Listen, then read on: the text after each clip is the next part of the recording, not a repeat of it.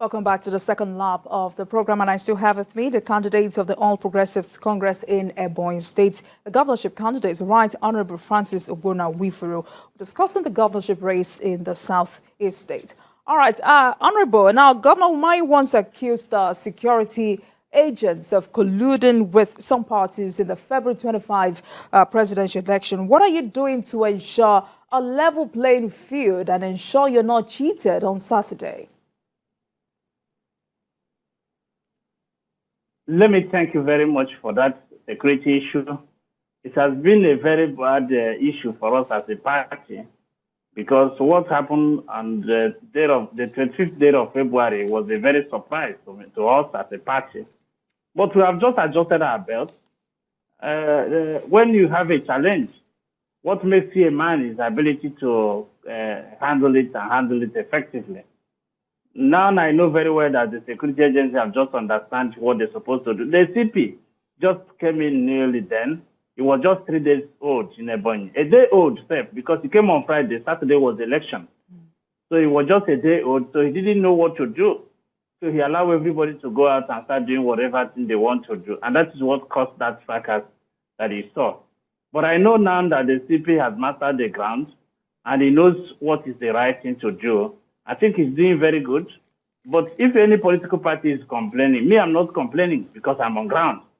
I never complain, and I will not complain because I'm on ground. I say everybody should come out and vote. Cast your vote to a candidate of your choice. And you will see that if freedom is given to everybody and free and fair election happen, I'm going to triumph, and I'm very much confident about that. All right, so let's quickly talk about your running mates. There are reports that Patricia Obile stepped down for Austin Umahi, the younger brother of Governor Umahi. Tell us what's the just position of issues are on this matter. That is a very known fallacious statement. How can Patricia Obile step down for Austin Umahi at the tail end? Austin Umahi have never shown interest of being a deputy governorship candidate. Austin contested to be a senator and he won the election, and he stepped down for my governor when my governor couldn't win the presidential election. And Austin, since that day, has been the Director General of our Divine-Minded Consolidation and Continuity Campaign Organization. He's not interested in becoming the Deputy Governor of Ebonyi State. If he's interested, he would have raised that earlier. And he never raised such issue. And that thing never for one day occurred to anybody's mind. The people are trying to know if they can whip sentiment from the public that APC is trying to do something that is very unjust, without knowing that we are more proactive than them. There is no allegation they bring that we cannot sort out effectively. There's never a time anybody asked Patricia to step down. And there's never a time, and I'm sure Patricia didn't even know about it. I'm sure, because Patricia is in her local government campaigning. She was in Eda, a local government after his own. Then now she's in her local government doing finishing touches to get people to vote for her party. So nobody knows about this. We started seeing it on social media. And that is why I say, look, this social media one day will cause crisis for this country. We need to curb what people send to social media, and we need to discuss it. Because if you go to a very much developed country, this kind of unfounded story are not allowed. And if you send it, you go in for it. All right, thank you for clarifying that part. But then what informed your decision, your running mate, and of course, what value does it bring to your candidacy? Well, you know, women are asking for 35%. And my governor is a very much known gender-friendly governor. And Patricia is from his zone. And when he discussed with the stakeholders, and they say, look, we have men. We have a good man now as a candidate of our party. For women participation, we must now give women a chance to nominate whoever they want. And that is why nobody contributed in nominating Patricia. That opportunity was given to the women of Ebonyi State. All the known groups and all the women groups came together and nominated Patricia for me. And I didn't have anything against her. And it brought a lot of value because now women are confident that they are being recognized. And this is the only party that recognizes them. And that is part of my strength. And I'm happy that I have Patricia as my deputy. And she's a very nice woman, very, very nice woman. She's a very nice woman, very calm, very educated, very interesting to stay with. If you stay with Patricia now and listen to her, I know you like her very well. She's very, very much calm, and I like that very well. That's great. All right, but people like former Senate President Senator Pius Ayim have stressed that it is the turn of Ebonyi North to produce the next governor of the state. As a candidate from the zone, how do you think this will boost your chances of winning the election on Saturday? The distinguished Senator Ayim Pius Ayim is a big name here in Ebonyi, and is a known politician. His decision is right. Truly is the turn of Ebonyi North. And we have so many candidates in Ebonyi North. But you look at the credibility of those candidates, you find out that everybody is qualified, very much known. And but the most qualified person and the person that the state can trust is the speaker. And that is why he didn't look at the difference between his party and my party. But he said the only person that can stand the gap and the only person that can win and will have peace in our state is the speaker. And that is why today he openly announced that speaker is his candidate, and that is the candidate he wants his people to vote for. Because this is the only candidate that can bring peace to our state, and this is the only candidate that can work for our state, and this is the only candidate that have gathered experience, that have been in the system and understand the system very well. You can't bring an intruder to come and take over your home. There is no way you allow gate man to come and take over the home and chase the owner of the house away.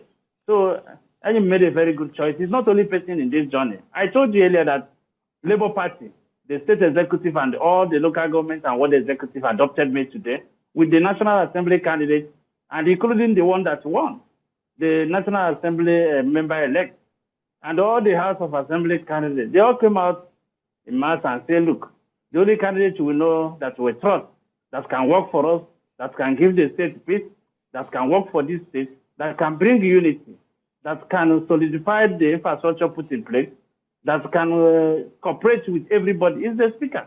Because we trust him, we know him, he has been working, and we've seen his antecedents. And it is somebody that we cannot go out and start saying we don't know. We know his character, we know his content, we know what he can do and what he cannot do. All right. In that regard, you've been Speaker of the State Assembly for about 7 years, and you must be very aware of the problems confronting Ebonyi State. Now, tell me, what will be your top 5 priority areas if elected governor? Education, health, agriculture, basically human capital development, easy of doing business. These are the 5 cardinal things that I think I'm going to consolidate, because that is why I call my campaign consolidation and continuity, divine mandate consolidation and continuity. Because in education, it's not where we are now that we were when we came in 2015. Now we're in 10th position, and before we joined the government in 2015, or before we took over in 2015, we were about number 20-something, and today we're in number 10. And I think if I become the governor, a lot of things will be put in place, and even research centers will be created in all our tertiary institutions. And I know a lot of changes will happen because I schooled here in Ebonyi, and I understand the problem of our institution here. And everybody knows that I have the capacity to handle all those problems that is already there. All right, Honorable Francis, would you... Then when it comes to the area of health, you know, I said it yesterday that here in Abakaliki, we have a federal teaching hospital. But this federal teaching hospital is not giving us what we need. And we need a functional hospital here in Ebonyi. We built one of the best hospitals by this administration. This administration built one of the best hospitals at Ubru. But from here to Ubru is about 55 minutes, 1 hour drive. And if one is sick or if there's a very big emergency, you can't take somebody from here to Ubru. So we need a one functional hospital here in Abakaliki. I said, the first thing I do is to start building the hospital. There's a building we have here. I said that building, we will put it on integrity test. If the building passes the integrity test, then we convert it to a hospital because the building has not been completed. But we can complete it if it passes the integrity test. And we start a functional Ebonyi State Teaching Hospital here in Abakaliki. And we'll make it a very functional hospital that will give people help. And in the area of agriculture, I say, look, we'll do more of practical agriculture because all this theoretical agriculture that people do, go to Abuja, you get money from the state government, you get from the federal government, you say you want to go and start building a farm. At the end of the day, you will not see any functional farm going on. Even the state here, we have been giving a lot of money as a support to farmers.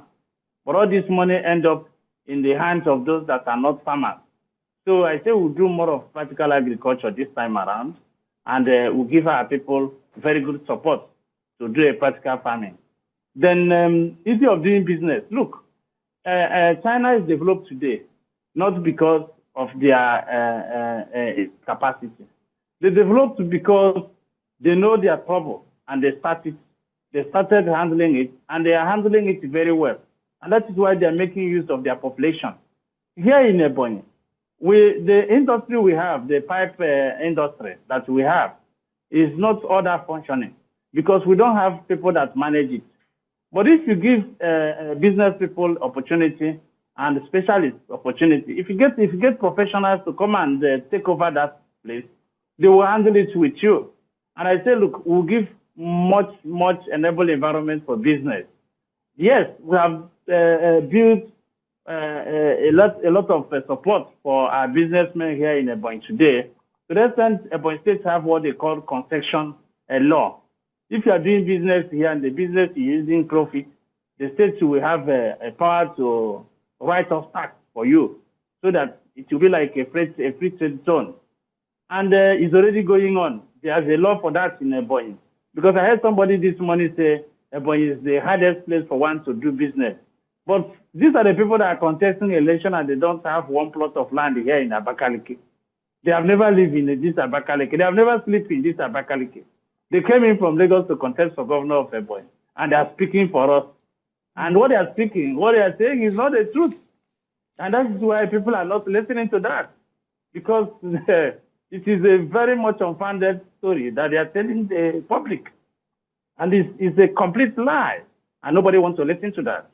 So I know very well that if opportunity is given to us, we utilize that opportunity since there is a law already in place.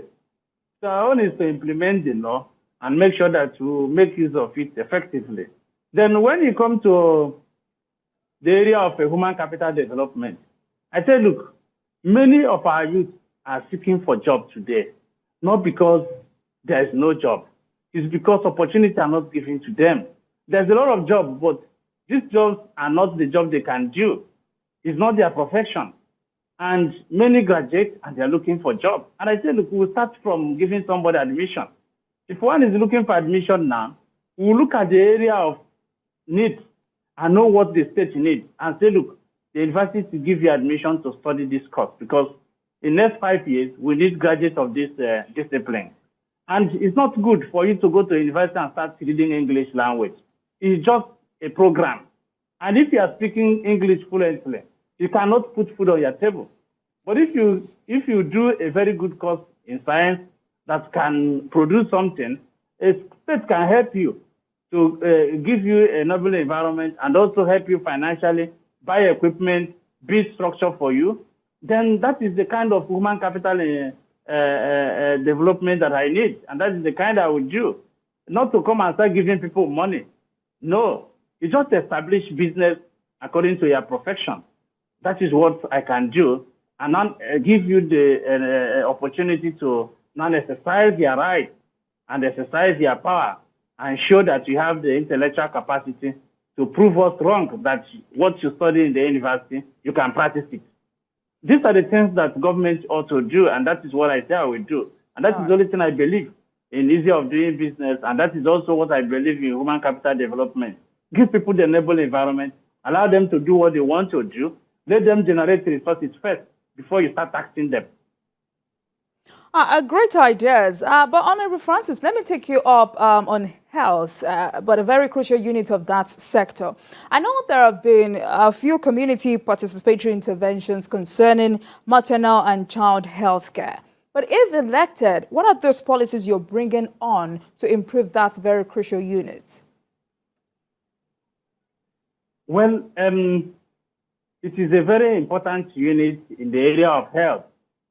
But when you look at our maternal and child health care development law in Ebonyi State, you will be very marveled because every change needed is very much accommodated in that law. And we say clearly, and we're already doing it in Ebonyi, that is why we have the Agency for Welfare, Religious and Welfare Matters here in Ebonyi. If you go to hospital here in Ebonyi, we have a Reverend Father who is in charge that goes to hospital to take many people that give birth in the hospital and pay their fees and do everything that they need and give them what they need. And they'll go to home free of charge. Sometimes you pay 1 million, sometimes you pay more than that in the hospital. There's an allocation for that from the state government. And that is why the state created that agency. And it's working very much effectively. And it's part of implementing the maternal and child health care development law that is already in place in Ebonyi. When you look at our violence against persons law, VAT law in Ebonyi, it protects women very much. And even us that made this law, it got a point before that law passed third reading. It was a very big war because men was like, these people want to cage us.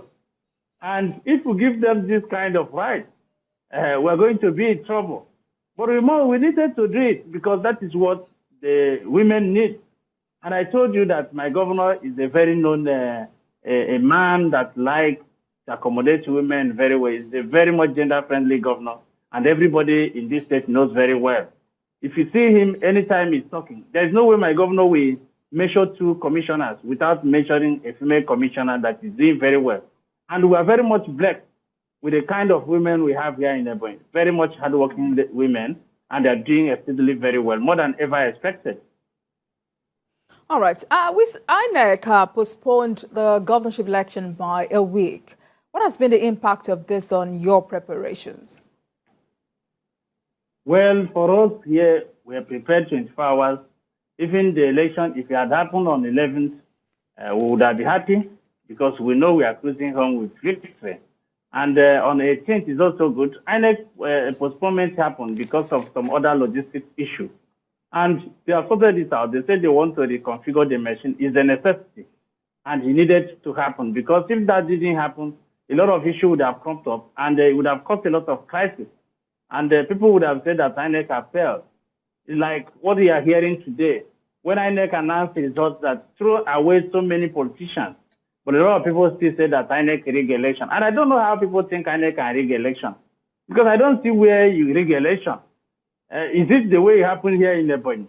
That everybody was fighting to survive? How do you rig the election? So instead of people to accept the outcome of the result and be happy. But I like what Peter B said. I said it's challenging the procedure. It's not challenging the person they declare. It's not challenging the result they declare. And I'm happy for that. Because sometimes we say what we don't know. If you say that INEC can rig the election, like what somebody said, the PDP DG said yesterday, that there's a preparation and is already perfected that INEC will rig the election in the point. I said to him, the last election, what number of votes did you get in your polling unit?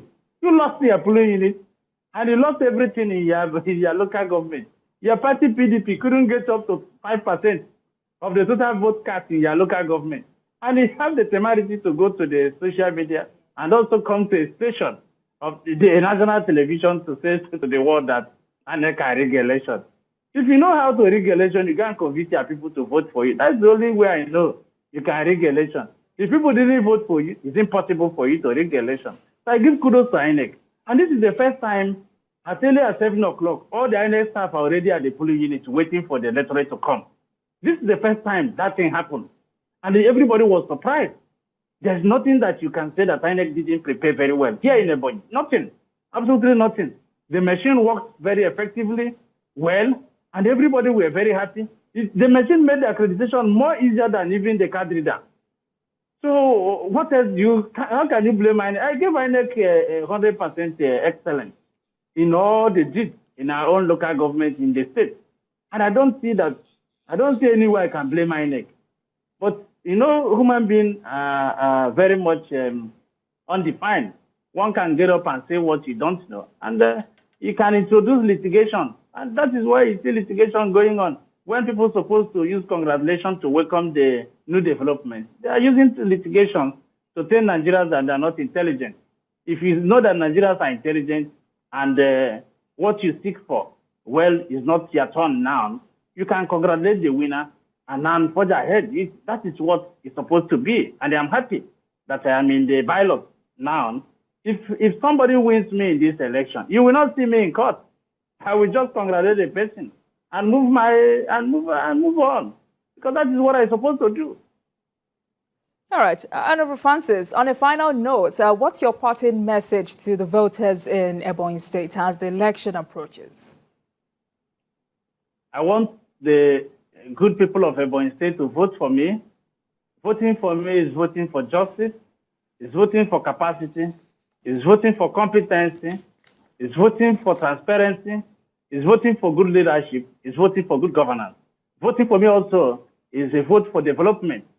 We will move from the growth to progressive stage, from progressive stage to success stage before the end of our tenure.